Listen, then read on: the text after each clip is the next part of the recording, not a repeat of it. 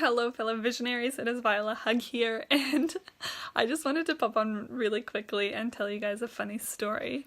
So, you don't always get exactly what you ask for, and that is a fact.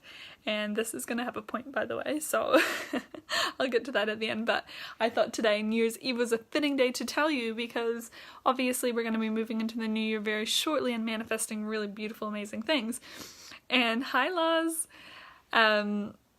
So here's I had this epiphany today or yesterday, it might have been, about this particular thing, but it's so funny because as long as I've been goal setting, I've always remembered having on my goal sheet that I want a personal chef. And because the thing is, I do like cooking sometimes, but I like eating well every day. Do you know what I mean? And if I'm not inspired to cook, I just end up eating things like toast or something, and of course I have good things on it and all that kind of stuff, but it's still I'm so not inspired to cook all the time. It's just not my zone of genius at all. And so I've always wanted a personal chef, and that's been on my goal list from day one from goal setting. And it literally hit me in the face, it was yesterday, today, that I've actually manifested my personal chef. It just was not in the form that I expected. Because whenever I wrote that goal, I always imagined that it would be when I'm already super wealthy and I can hire someone to make meals for me. But turns out it's even better because the personal chef that I manifested was my husband. And I don't even need to pay him. So it's the best thing ever. Because when we first met, he was always a pretty good cook, but he was alright at cooking. Do you know what I mean? I still would cook quite a lot of the time, and I often like my meals better than his meals. But then something happened over the past couple of years, and he suddenly turned into the best cook ever. And I'm talking to the point where I don't even want to eat out most of the time because I love his cooking so much. And every now and then when he wants a break from cooking, I'm just okay, let's go out to eat tonight. So it's I barely ever cook, and I actually had to cook last night. I think, last night's when I had this epiphany because I had to cook last night. And it is just so not my space. I always infuse a lot of love into it, of course, because I love putting love into everything I do. But at the same time, I honestly started stressing out. I was watching, what was I making? I was making buffalo wings. I was making these little mushroom, I guess they're mushroom pie type things, and I was making the kind of ranch dressing because I make it all from scratch for the buffalo wings, for the cauliflower buffalo wings.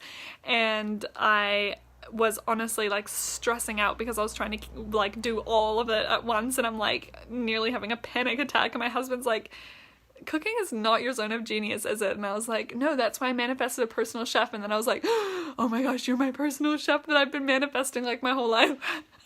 So the point of this is you move into the new year, be mindful that the universe always delivers for your best and highest good, but it's not always in the form that you first expect it, because obviously we don't always have the perfect scope of understanding what's best for us long term, right? Sometimes we think what's best for us long term isn't always, and I think we can think of a million zillion examples in our life that's been the case. And it is really important to understand that the universe will deliver what you need and how you need it.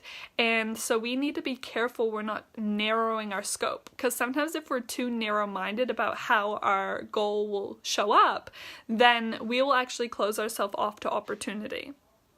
And a beautiful example of this is I was just thinking of one example, but now I don't want to tell that example, so I'll use this example. Okay, so let's say you are wanting to manifest more money, right? And your goal is more money, and then you are walking down the street and you find 10 cents on the ground and you ignore it. That is the universe telling you, I hear what you're saying and I'm delivering, because 10 cents on the ground is more money. Right? And so that's why it's also important to have clarity in what we're asking for, because the universe wants to know exactly what it is that we want. Or the higher power, whatever you want to call it.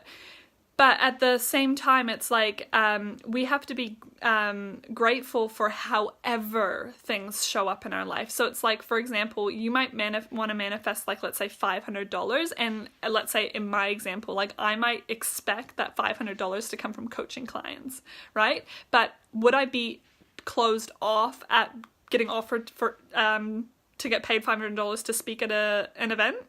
No, I'm happy to get paid $500 however $500 wants to show up in my life. So if I set a goal and I'm super specific about it and I'm like, I will get paid $500 from signing a coaching client this week or whatever it is, then it's like I'm closing myself off to other opportunities. So one of the things that I like to do when I set goals or I create mantras or manifestations is I say what I would like, because I might specifically want to work with a specific client. So that goal is not actually about the money, it's about the client. However, if it is, let's say, about the money or whatever the goal is, then I would put at the end of my goal, like I'd say it out loud, I'd say this or something better for my highest and best good. So I'd use like either both of those or a combination of those. So I'd either say this is something better, or I'd say for my highest and best good, or I'd say them both.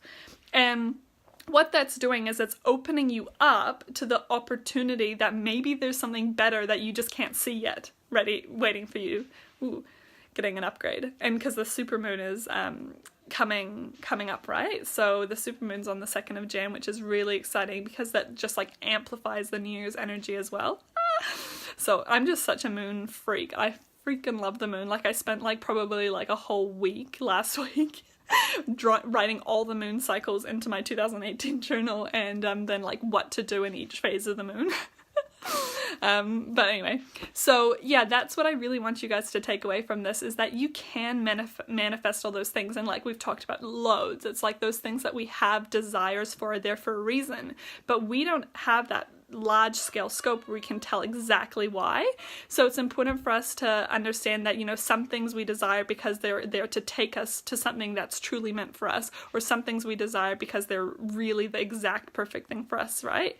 And sometimes they'll show up how we don't expect them, and sometimes they'll show up exactly how we expect them. Sometimes they'll show up like boom, like that. Sometimes they'll drip feed their way into our life. So just be mindful of all the amazing things happening in your world. Be mindful that, you know, be open to the opportunity of things coming to you in unexpected ways and expected ways, and also be grateful for every single thing that happens on your journey, because it is so divinely guided, and like your highest and best good is always the intention of what's happening to you. So know that in your hearts as you move into the new year, and I love you guys so much. I'm wishing you the best evening as we transition into the new year, and I can't wait to hear how everything goes, and I'll be connecting with you next year. See you later, everyone.